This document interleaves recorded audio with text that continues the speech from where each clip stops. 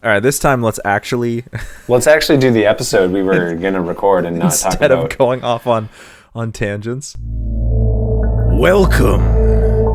You are entering a strange realm. A realm of what ifs. What if movies, television shows, and video games were better, worse, bizarrer, or downright different? What might they look like? Find out on today's episode of CineCasters.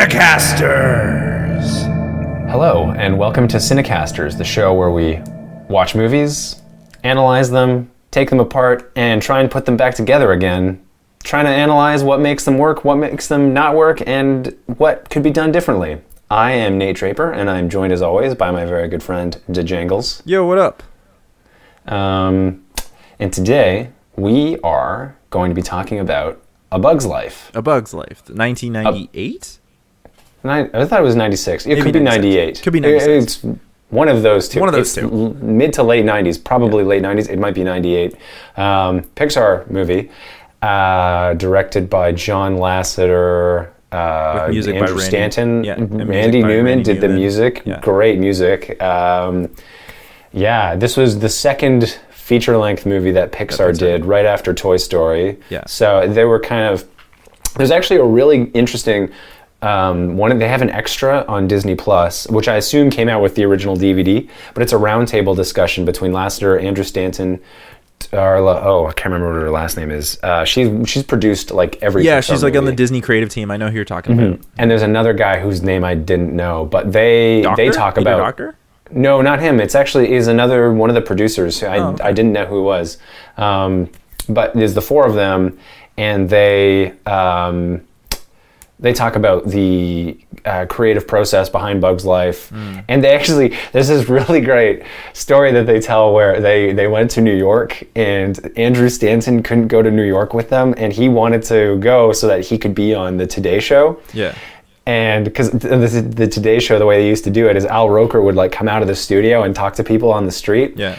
And so what they did was they printed out Andrew Stanton's face and they hung him up, like they had them on sticks, and and they actually showed the clips from that episode of Today Show, and in the background you can see Andrew Stanton's face on these sticks. And even better, when they went inside to the studio, you know how sometimes in the studio they look out and you can see the city in behind? Yeah. They held up his face, so his face is in the background of the That's excellent. studio. Yeah, so this is really great. If you have Disney Plus, this is really great, like 20-minute conversation with them talking about making of A Bug's Life. But anyway, that was my little segue there into what were your thoughts on Bug's Life? So I've seen this movie so many times. I saw this movie when it first came out, not in theaters, but I've seen this movie like many times. I think it's one of the few movies I own on VHS. I have a VHS copy too, I think, somewhere. Yeah. My biggest problem with this movie is it's not a bad movie, but my biggest problem is in two fronts. The first is, compared to Toy Story, this movie is disappointing. Okay, yeah. Why do you say that? Basically, the first reason is that Toy Story, even the first one, because they're toys and they look kind of plastic and their movements are wooden, it makes sense. Okay. Right, in this, the movements still feel a little bit too statuesque. Okay. And even though they're supposed to be like biological ants, they're still a bit too like segmented. Now I know they're arthropods, but they're still a bit too segmented, and it doesn't feel fluid enough. Okay. The other problem is, my other part of that is I think the backgrounds are not nearly as detailed or good looking as they were in Toy Story. In Toy Story, it looks like we're in a kid's room, and it feels like we're in a kid's room. Mm-hmm. In A Bug's Life, I found that like it was just sort of like generic ground, generic grass, generic tree. It was like, nowadays when you watch, and I know that's not a fair comparison to make, but like when we were doing animated backgrounds by hand beforehand, or even contemporaries. Like, so if we take Hercules, for example, which came out around the same time, the backgrounds were hand painted and or at least done in a less of a CGI format, and they still look great. Mm-hmm. Whereas in this, they look very generic, and so unfortunately, I think we were stuck in this era of making movies where the technology had not caught up with. It was a transition. The technology had not caught up with what the traditional animation style was capable of doing yet. Interesting. Okay. And the last thing that I don't particularly care for the story. I think it's actually really thinly veiled. I think the villains are villainous because they need to be. Oh, okay. And I think that the whole idea behind, like, I think plots that are based on misunderstandings or lies are actually really not great writing. Oh, okay. Interesting. That's funny. I had a very different reaction than you did. Yeah. Okay. All right. Hit me. Not to say that I didn't like this movie. I remember really liking it as a kid, but watching it again now, I was like, eh. Oh, that's so funny. I actually really enjoyed watching it again. Okay. No, and I mean, I don't disagree that the animation certainly aged a bit, but I actually think, considering for what they were capable of doing at the time, I actually think it still, in terms of its look, holds up pretty well. I mean, not to say that it looks bad. I just thought, like, going from Toy Story, maybe my issue with it, and I'm sorry for interrupting, maybe my issue with it is just, like, the fact that Toy Story was so brightly colored because they were toys. Oh, like, right. Buzz has, like, green on white with that, like, sort of blue undertone, and then his lights, or his buttons on his front are, like, primary colors, and he, like, lights up, and then Woody is this sort of, like, yellow-brown plaid kind of thing going on with details on him. But the ants, I mean, you can tell them apart by looks, but the ants are pretty generic as far as characters go.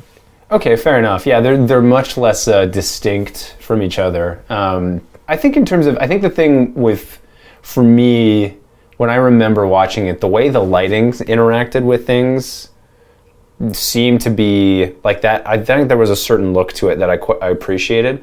The other thing too was the way they made use of widescreen for an animated film was actually pretty, like, it looked like it in terms of the framing and those sort of cinematic conventions, they actually made pretty good use of it, I felt. But for me, the one thing I was not anticipating was how funny it was. I thought it was hilarious. Like the joke where there's the one with the fly, and then there's the electronic fly trap, and then you see it flying and it stops, and then it just starts hovering towards the light. Like, no, don't go to the light. I can't help it. Like, I don't know. Maybe I was just in a more susceptible frame of mind. But I just thought all of these little world building elements. The question of what would it be like to be a bug and have some sort of human personality, I thought that was actually explored quite in a way that was really humorous, and I really enjoyed. Like the scene where he goes to the bar and the mosquito orders a Bloody Mary. Bloody Mary, yeah. Yeah. Like, little things like that. I really appreciated those details. I thought they really helped build the world. I mean, it's funny that I remember when it came out, because I loved Toy Story as a kid, and I remember when I liked this movie, but I remember feeling like, oh, I like Toy Story better. And I still feel that way. I still feel like there was something about this where it was like, oh yeah, it was fun, it was great. It didn't have quite the same. There was a kind of a punch Toy Story had that this didn't have. But overall, like, I actually thought Hopper was a pretty good villain. I think he was a pretty scary villain. He's scary. It's his motivation that I don't get. Okay, fair enough. So, go ahead. There's an entire scene in there where they're like, well, we don't actually need the food, right? Mm-hmm. And we don't actually need to go back. And none of the other grasshoppers want to go back until Hopper's like, well, if one of them stands up against you, then all of them will stand up to you, and this is a problem. And I'm like, but why is it a problem? Mm-hmm. Yeah. You know what I mean? If you were like trying to get them to build you something, or because clearly they don't need the food. Here's the thing: if they already have the food stored, then why do they need the ants? You know what I mean? Yeah, that came up as I was writing my pitch. I realized, like, I got to that point, and I went, "Wait a minute, this is." I agree. That was something that I thought was a little bit convenient for story's sake as well. Yeah, so it gets to the point where they're like, well, they don't need the food because clearly that's been explored, and we see it when he pulls the top off of the food dispenser and it like pours out onto the one grasshopper, and you're like, okay, well, clearly they don't need the food then, so this is just because somebody spoke up to you, but that doesn't vibe with the rest of what's been going on in the movie. If maybe there had been a point where like Flick had upset the grasshoppers and now they were taking vengeance out on the ants, that would have flowed. But the basic idea from the beginning was that they came for the food, they eat, they come, they eat, they leave, right? Is what Ada says. So, but they don't need the food. So why are they doing this to the ants? What is in it for them? Yeah, I think that scene may have been a little better served if that contradiction had been solved a little more. I do, although maybe I'm extrapolating too much, I think the idea was that it's more of a power move for him. It's just it's just this feeling of being in control. But they could have explored that through his character more too. Like if there were other grasshoppers who were, it seems to me like he was just supposed to be bad guy for the sake of bad guy. Yeah, and I accept, like, my interpretation, I could have been extrapolating a little bit. Because none of that's really, what I just said, none of it's really explained or explored. You kind of have to infer that. But even in your pitch, if you did explain or explore it in your pitch, that would have been more than what we got in the movie. Okay, fair enough. So yeah. I think that would have worked if when we get to your pitch, if you did explain it, because it's not in the movie we get. So okay, yeah, fair enough. But it just seemed to me so. Again, comparing it to Toy Story, in Toy Story, the villain really is Woody. Yeah. Because I know that the Sid is the next door neighbor, and but I think Sid is treated as kind of more of a force of nature. Like he's just sort of like this agent of chaos that exists. Because he both destroys toys, but he also gives them life. Like he also makes the messed up toys, right? Yeah, exactly. So he is this, I think, this kind of like force of nature as much as he is like a horror story. The toys he helps also, the toys he like mangles also wind up being good guys. So I think that's why I think he's a force of nature. He's an agent of chaos. He doesn't exist for good or bad. He just blows things up. Yeah, exactly. Which is no wonder why Andy's mom wants to move if the next door neighbor is a psycho. So what winds up happening is we have Woody, this who's our main character, is conflicted, and he winds up doing something that's morally reprehensible, and that makes him the villain. He commits toy murder. Yeah, that makes him the villain, and then he spends most of the movie trying to undo that mistake. Yeah, I agree. There's a degree of character complexity in Toy Story that's just not present in None Bug's of Life. The characters in Bug's Life have that same amount of complexity. We breach on it a little bit between the conflict of the circus performers and Flick, where there's this whole like, are we fighters if we are fighting, or are we like are we just lying the whole time, or like what's? So yeah, we breach on it, but it's never fully explored all that well. Yeah, I agree. I think that's sort of the biggest thing that distinguishes the two movies is on a character level. There's a lot more like inherent contradictions, at least in the Woody character, that makes him an interesting character. And then Buzz Lightyear as well. Buzz Lightyear is an inherently he comes out as this like hero character who wants to be all these things, and he has his own arc, which involves him slowly realizing that he is in fact a toy and cannot do all of those things. And then coming back around and realizing that he is a toy and can do a bunch of things. Exactly.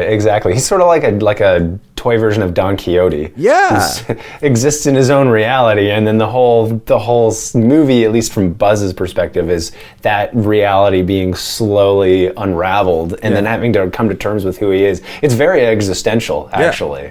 Which is what I really like about Toy Story. With Bug's Life, I think the idea of standing up to bullies and the idea of like just because something's a certain way doesn't mean we have to continue doing it. These are all good ideas. The other thing too is there's a whole scene with Flick and Dot, and there's the rock, and like, oh, imagine this is a seed that becomes this tree. That's also a great idea. I also felt like it didn't really connect with everything else that came from it. These seem like two separate ideas almost, where you have the something that's really small can make a difference, and oh, why should we continue doing, like, we should question certain systematic norms, and we should also stand up to bullies. Yeah. There might have been a better way to synthesize all those things. For me, I got the whole, like, the seed can become a tree thing, like a one little thing can make a difference. But I thought the theme that would have been, or that they could have driven home was, especially the scene with Dot when he's like, here's a rock. Just pretend it's a seed. And she's like, but it's a rock. To me, actually, it was also like one seed can make a difference. But what we were also talking about was like the fact that the ants lack scope. Right. They don't have the imagination. So yes, a seed can become a tree, and maybe Dot could have got that, but because Flick didn't have a seed on him, he's like, well, use this rock. Pretend this rock is a seed. But they're incapable. Dot is incapable. And so whenever like Flick talks about his inventions, it's also because he is capable of seeing something and imagining something that others are not. Right, exactly. Yeah. And I think actually that's a good point too. That's because there is something telling about that. Instead of, it could have easily just have been like he pulled a seed out, but the choice of him using a rock to illustrate his point does actually convey that. Yeah. The choice of the movie, not his choice to do that. Yeah. So, and that's what I think, because that's what I went with. I was like, I can understand that it's sort of standing up to bullies, but what I'm seeing is like that there could be more. That the ants lack imagination, and that Flick's inventions are because he sees more than what there is, and the rest of them are incapable of doing so. Right. And I felt like that was not followed through. Okay, interesting. I went a slightly different direction, and I went kind of this rule by fear approach, and how you have the ants are kind of ruled by fear, and then the grasshoppers are ruling by fear, and then sort of how that reflects into a society. Yeah. Well, we spent a lot of time talking about Buzz and Woody just now, so I wondered, can we do the same thing with Flick as a character? Pardon me. Can we do the same thing with Flick as a character and realize like maybe why he is a good character like Buzz or Woody, or maybe why he isn't and could have been? Okay. That's a good question to ask. Yeah.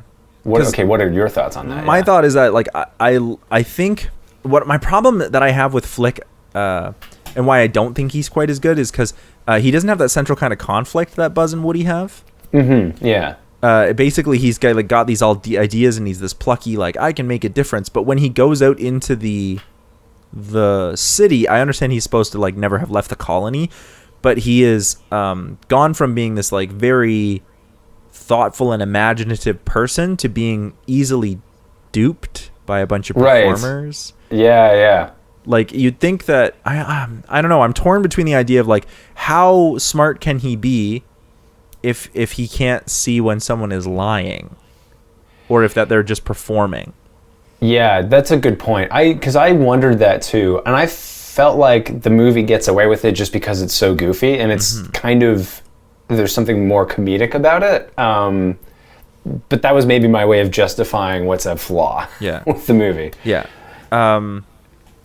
I don't know. That's a big one for me. Is like Flick isn't really a well-defined character beyond like he's a smart dude who has answers, but accidentally lied. So whoops, he's not a good person. Except that my biggest problem with that is like he never really did lie. They were like, well, they're not really fighters, so you lied to us. You didn't find fighters. Except under Flick's guidance, under his ideas, they did fight off a bird. They did save Dot. So the fact that he lied, I think, becomes a moot point. Yeah, so I think, so the way I saw it wasn't so much that, like, I think that why it does somewhat work in the movie currently is the idea is anytime he tries to do something, it seems to be a problem. But it's not like the invention that he has at the beginning that ends up causing this whole issue was actually a good invention. They end up adopting it at the end. It was the failure of everybody else to recognize, oh, this actually could work. And so a lot of it's a question of how much of him, like his ingenuity does get him into trouble, but it's also the way by which he's able to get out of that trouble. But yeah, I know. There's not an internal conflict. There's not like the way that there was. Yeah, no. And not that every character needs to have an internal conflict, but if the ingenuity, if it is his lack of follow through or his almost that sort of absent-minded professor kind of thing. Like he's a genius when it comes to some things, but then when he like leaves the machine out and it winds up knocking over all the food, it's like, oh, okay, it's because he lacks follow-through, or he lacks like full awareness. But then the central conflict should be about that lack of awareness. And it's not. It's just the fact that these characters are not actually fighters and everyone thinks they are. Yeah, that's a good point. Yeah, it seems to me that the central issue at hand in terms of like what gets him in trouble is this. Like, he comes up with an idea, he tries to fix it, it doesn't work, so he sort of gets himself into trouble. But then the movie doesn't, there's nothing that changes in him by the end that sort of resolves that contradiction. Yeah. And the other not thing, that it's really a contradiction to begin with necessarily. It's just a fact of the plot, really. He tries something and then it just happens to go awry. Yeah. But then the way he gets out of it, like, so I'm thinking of if we look at it like in huge story beats, right? He's clever, goes to the city, finds some fighter bugs, right? Okay, so his ingenuity gets the colony out of a problem. Turns out that they're not fighter bugs, they're actually circus performers. So his absent-mindedness gets him into a problem, right? Goes after the circus performers. Dot comes after him. Dot accidentally starts getting attacked by a bird. So now it's Flick's absent-mindedness that gets him into a problem. But then it's his ingenuity that he uses to make a plan to save Dot that gets us out of the problem. So which one is it? Right, I see. Right? Is his ingenuity getting him into problems or out of problems? Yeah, okay, I suppose it's in that case, it's definitely more of his absent-mindedness. But it goes back and forth. Like, yeah, because I felt the same way. I did feel the same way when the circus performers, like when he mistakes them for warriors. I did go like, that seems kind of like, convenient. I thought he was smarter than this. Yeah. Now, because I sort of was like, okay, this is goofy and it's funny, and the whole thing is kind of, goofy and funny. I'm willing to buy it just because there's something that's a little satirical about it. Yeah, I think it's more of, I think what it could have been is he thinks very abstractly, and a lot of the things that he's able to come up with as a result of it are really good. But there's where he runs into issues where his high, lofty ideas bump into reality. Yeah. And so he chooses to see something that's not there, maybe. Yeah, I think that's an interpolation or an extrapolation. I'm saying that's not what's there. That's me. Yeah, interpreting and reading a lot into it, or maybe how it could have been approached. Yeah. So the other problem that I have with the other characters, I think there's too many circus performers. Okay, fair enough. And I like all of the characters, but I actually think it would have been better if it was maybe just like 3 characters. Okay. Because a lot of them just wind up being sort of like throwaway comedy. Which is funny. Like, the characters are funny. The caterpillar's funny. I like the 2 little pill bugs. Because they're basically just más o menos, which are like... Tuck and roll, yeah. They're just más o menos, which are 2 Spanish-speaking superheroes who are super fast when they touch each other. Twins, right? And it's really, really funny. I like that, but so many of them are not convenient to the plot. They're just there. So we don't really get much conflict with them, except for Frances, who I think has the most plot, because he like breaks. She's the most of an arc, yeah, and then winds up becoming a like part of the blueberries or whatever. So yeah. Lastly, is Ada, the princess.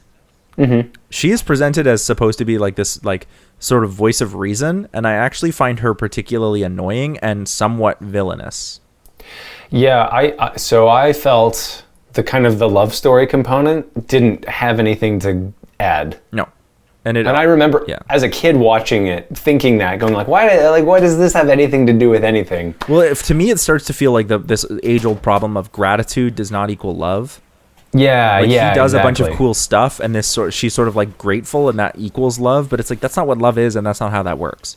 Yeah, exactly. So that was, to me, actually, when I was watching it, that was the one sort of knee-jerk reaction I had to the movie. I was like, this just, I mean, it's kind of cute, but this doesn't help address the main issue. This isn't really relevant, in my opinion, in terms of to what's actually going on. Yeah. And it seems like, it feels to me like, oh, we need some, like, we introduced the male protagonist and the female other leading character, and so they should get together at the end. And because why? Yeah, like, because they did it in Ants, and we got to do it in A Bug's Life. Yeah, exactly. Oh, it was so. I was thinking, we've done Ants on this show. Yeah, we have.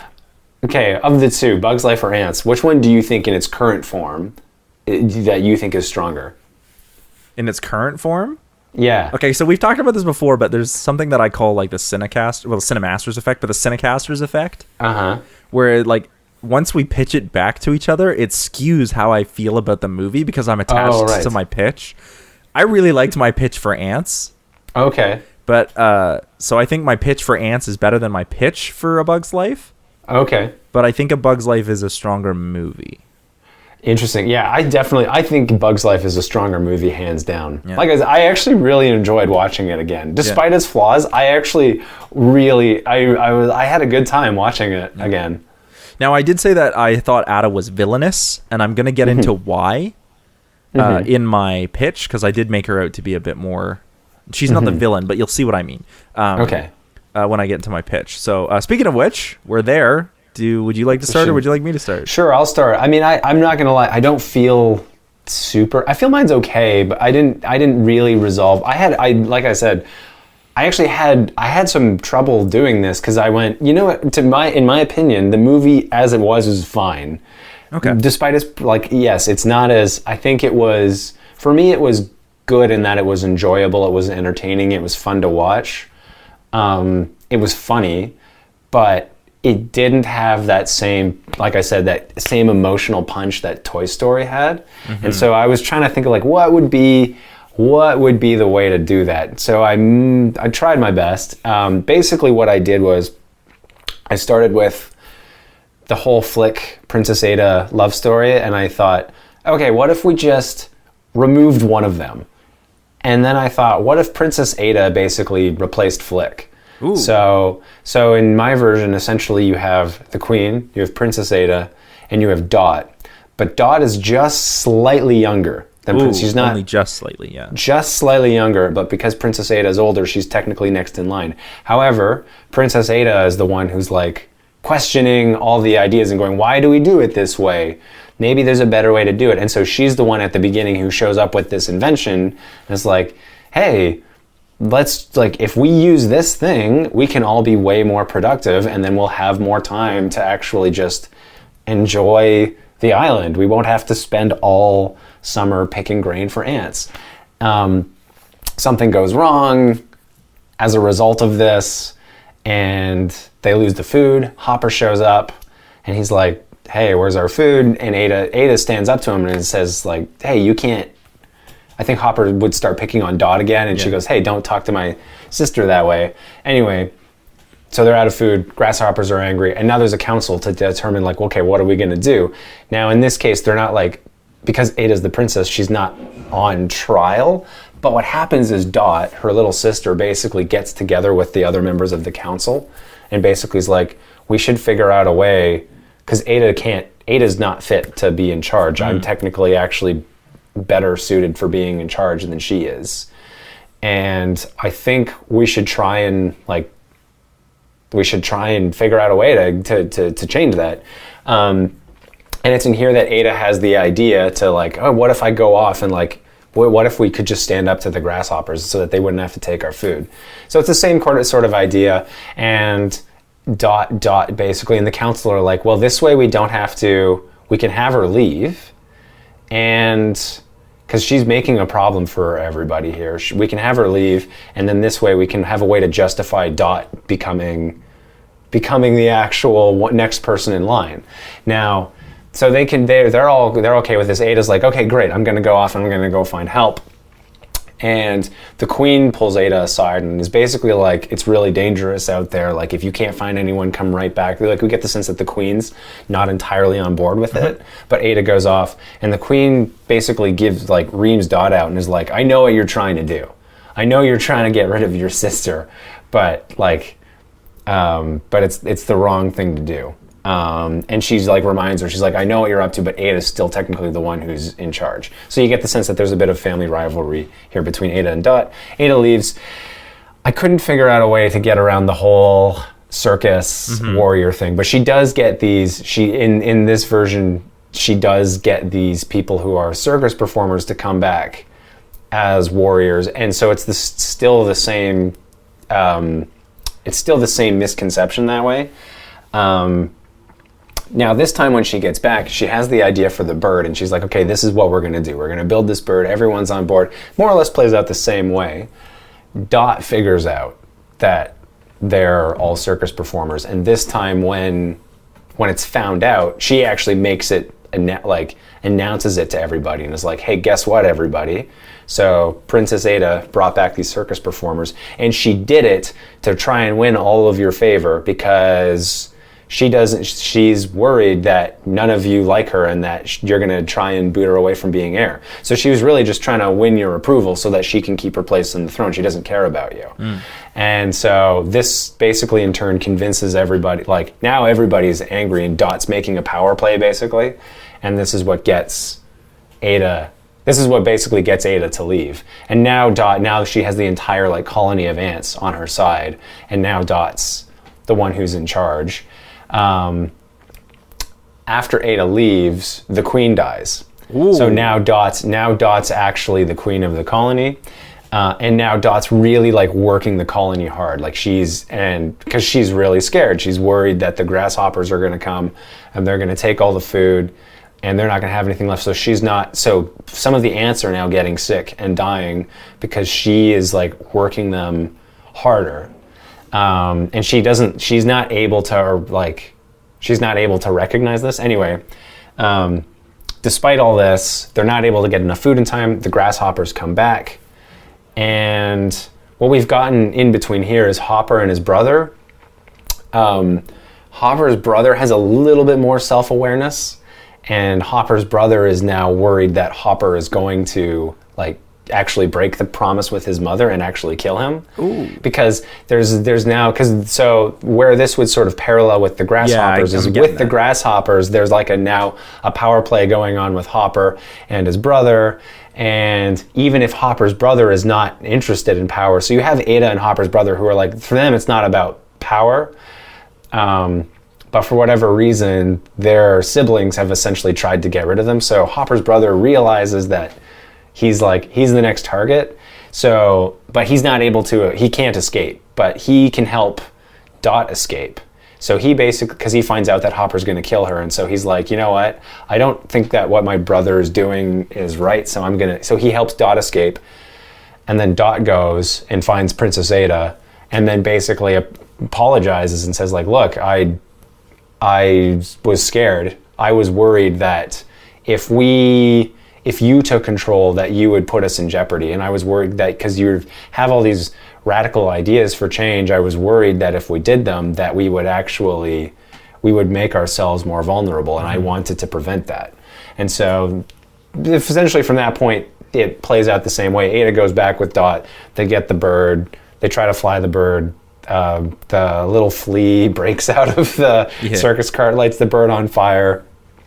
And then at the end, what ends up happening is Dot and Ada both decide to share. You get the sense that they are kind of sharing the responsibility, but they're kind of they've dismembered this kind of power system, and now it's being shared more equally among members of the colony. Okay. So it's basically just two parallel kind of power structures and. Yeah, basically, yeah. And the idea was in the other, I didn't expand on it too much, but the idea in the other one was to show that Hopper is actually there's other colonies of ants.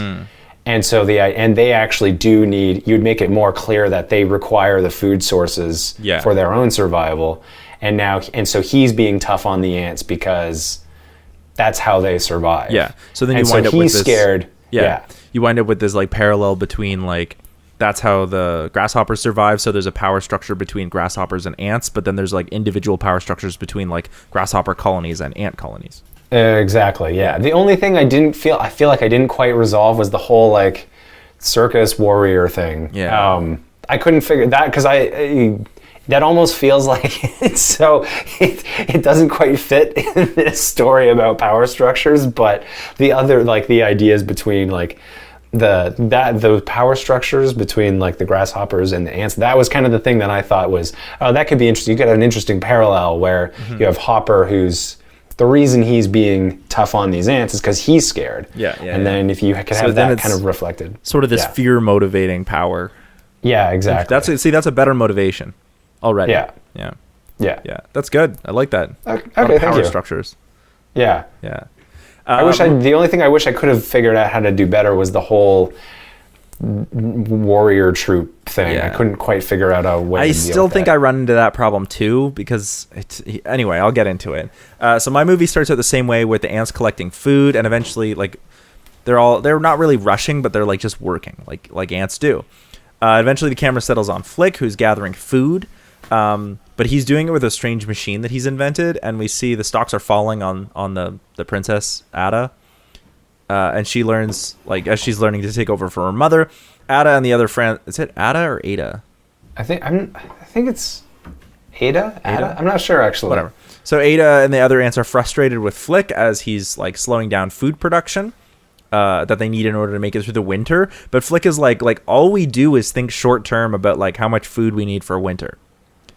Right? He's like, what if we like used this machine? We could spend lots of time beforehand having like free time and doing whatever we want, and we could harvest faster, and then we could spend less time working and being more efficient gathering food, and then spend more time enjoying life. So some of the ants are intrigued by this idea, but most of them are like, what the heck is free time? Like, and like they're like, well, if we had more time, we would just use it to work. Like they just don't grasp the idea of free time is. So there's not really this rush, but like throughout this time we see like a bunch of Flick's different ideas, and he's satisfied with the way the ants constantly work, and they're constantly trying to get him to work, but he has a couple different ideas, and he's like, we're gonna have enough food. We always have enough food, but all everyone does is either calculate how much food we have, store our food, harvest the food, work on like it. What are we doing here? We're just running ourselves into the ground.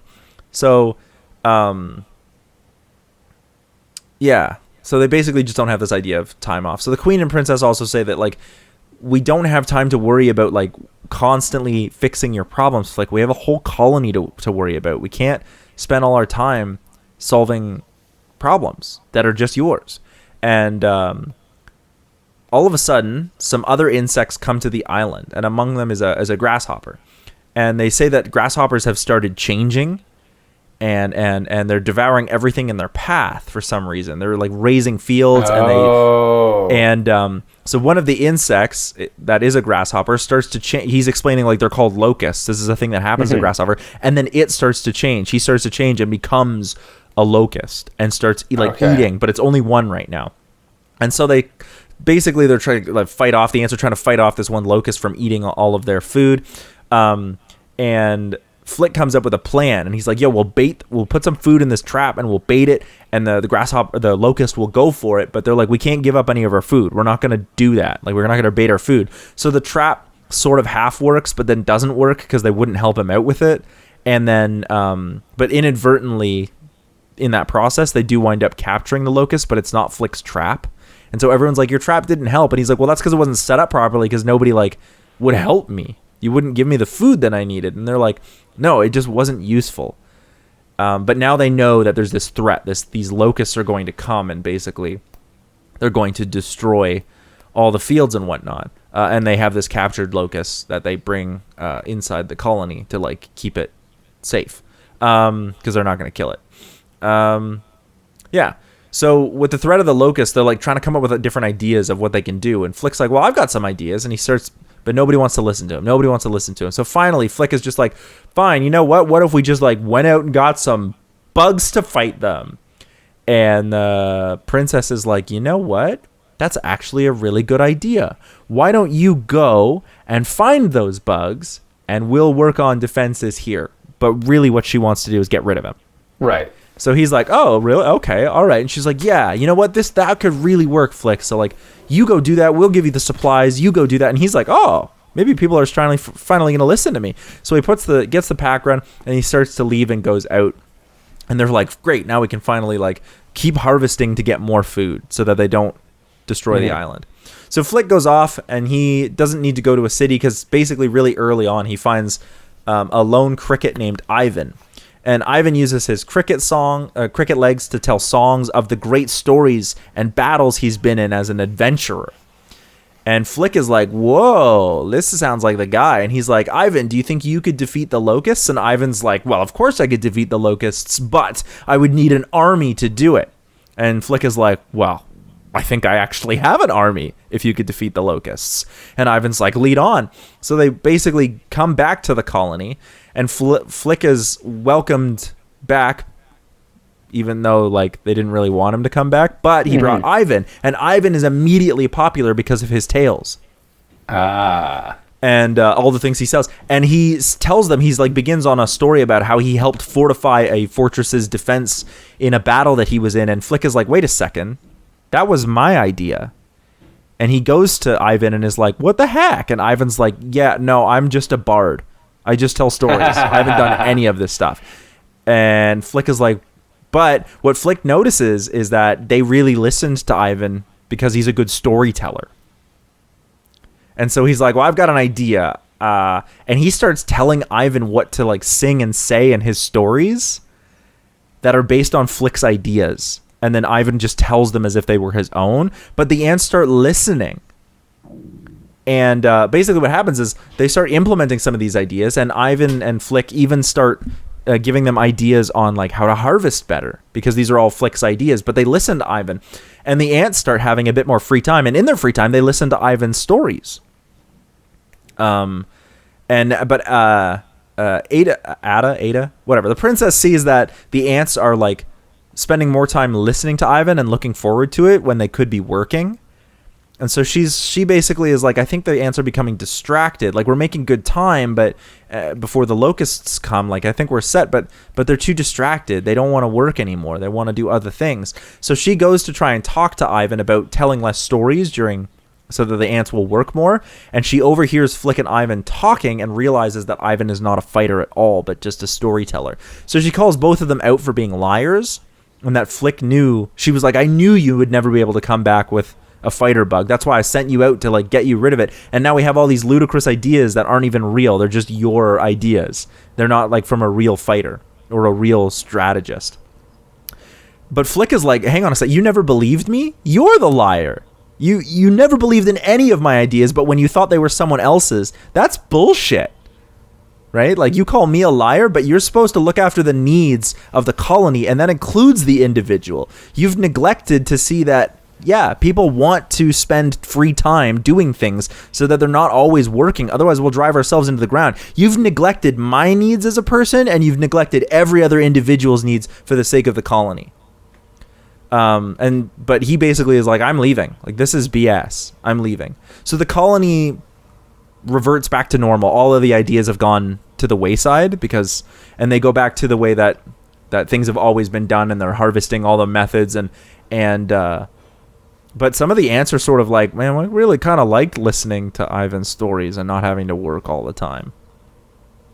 So sometime later, Flick and Ivan are like wandering on their own, and Flick is feeling more like betrayed rather than like disappointed in himself. He's like, man, I can't believe that they just wouldn't listen to me. And then I thought she believed in me, but instead she just wanted to get rid of me. And the only reason she took my stories was because of Ivan. So this is not cool.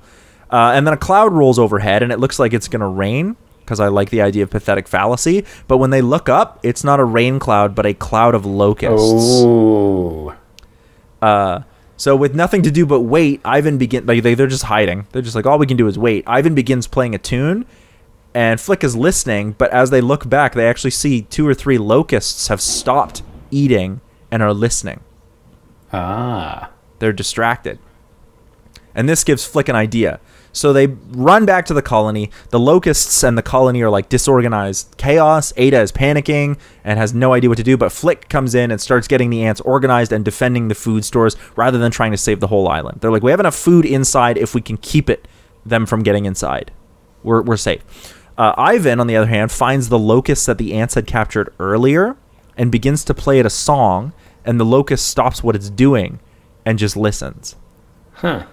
And Ivan finds Flick and explains that the music worked. Flick comes up with a way to amplify the sound of Ivan's playing by having him play in the hollow of a tree, so that the whole it amplifies the sound, like a megaphone. But he's like like a concert hall essentially. Mm-hmm. And some of the locusts are distracted, and so they're able to completely organize and get everyone underground. And even though the locusts ravage the island, we have more than enough food to be fine for winter. And Flick explains to Ada and the ants that the locusts can't focus on one thing, so they never take a break. And the ants, we can focus, we can change and think about things differently. And sometimes it's important to believe in people rather than just brute force. You have to look at the individual. And in the end, Flick decides to leave the colony and take his ideas out with Ivan, where he can learn to new inventions and apply them in different places. But he's like, the colony is not a good place for me, so he leaves with Ivan to go on more adventures. Cool. I like that. Yeah. No, I like that. I think if I had listened to yours first, I would have appropriated the Ivan character. And that was the best way to get rid of. For me, it was the best way to get rid of too many people, too many characters. Yeah. Because I was thinking about, because if you really think about it, Bug's Life is just 7 samurai. Yeah, really. Because with 7 samurai, it's you have these they're highly trained, most of them highly trained warriors who have to defend against this massive army, right? So it's seeing how these characters, with all their skill, are able to work together to fight against larger numbers. And in this case, you try to figure out a way to do that with bugs. With bugs. And so, you could easily do 7 samurai as bugs. Yeah, exactly. Yo, I'd watch the shit out of that. Yeah, maybe that's what I should have just pitched. It's just 7 samurai. 7 samurai. Just straight up just being 7 samurai with bugs. I'd watch that. Yeah. And just have the locusts be the army. Exactly. Yeah. The only problem I have with my pitch is I didn't want to make the music revert the locusts back to grasshoppers, but the only problem I have is I never really did anything with the locusts to make them right, because I was I needed a force of nature for them to fight up against. And I just to me the locust was an easy way to do that because we already had the grasshoppers right there. But I would have liked to have maybe thought about, I don't know the biology behind it, but is there a way that locusts return to grasshopper form? Yeah, I don't know, maybe. Yeah. Well, there you go. I'm not a biologist. Wow, cool. Nice. Or an entomologist in this case. Yeah. Oh, yes. Yes. Is there any last thoughts about A Bug's Life? No. Not the best Pixar movie, but I still enjoyed it. Not my least favorite Pixar movie, but not the best. Definitely not my least favorite Pixar movie. No. And where can people find you? On Twitter at Nate Draper. Letterboxd. Do you still use Twitter? Occasionally I'm on it. I don't post a lot. I have been very not socially media active. Yeah. You can find my website. Oh, sorry. I want to hear your website. www.nathanieldraper.com. That's where I've got all my stuff. There's cool stuff there. Check it out. You can find my band Robot Philosopher wherever you listen to awesome music. You can also catch more episodes here on the CineCasters, and you can catch more scripted kind of content on the CineMasters Ultimate Timeline. And thanks so much for hanging out with us on A Bug's Life. Yeah, thanks for listening. Peace. Amazing.